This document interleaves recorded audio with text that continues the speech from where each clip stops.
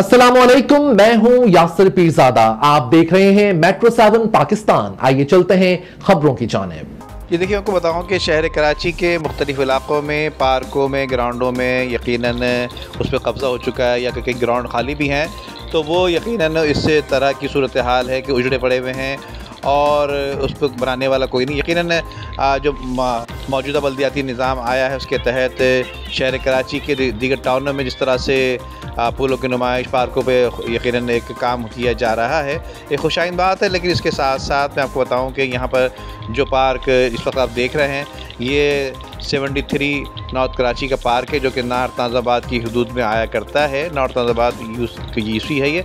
और यहाँ पर जिस तरह से बच्चे खेलते नज़र आ रहे हैं आपको, यकीन पिच बनी हुई है, पिच टूटी हुई है और एक ही ग्राउंड में जिस तरह से बच्चे, ये आप करीब से देखेंगे, ये दूसरे बच्चे, एक नया गेम आ गया है, ये बच्चे टक टक टक करते नज़र आते हैं। तो इसकी आवाज़ भी सुनिए ज़रा आप।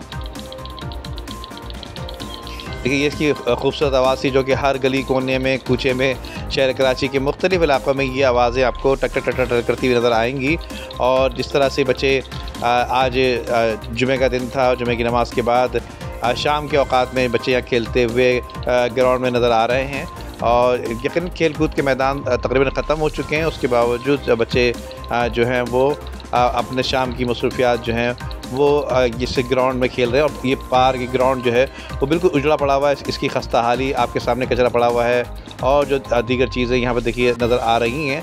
और जंगल का नमूना पेश कर रहा है कि यहाँ पर लगता है कि पार्क वाले डिपार्टमेंट के जो लोग हैं वो आज तक यहाँ पर आए ही नहीं, जिसकी वजह से मैंने ये भी देखा कि अतराफ़ की जो ग्रिलें थी वो भी यहाँ से गायब हो चुकी हैं, जो कि ग्रिल माफिया लूट कर ले जाने, जो कि शहर कराची के शाहराहों पे जो ग्रिल जो हवाई जहाज़ चलाया करते हैं वो शहर कराची को तबाह करने में बड़ा अहम किरदार है, जिसकी वजह से अब तक मेयर कराची ने भी कोई अहम किरदार अदा नहीं किया। जी।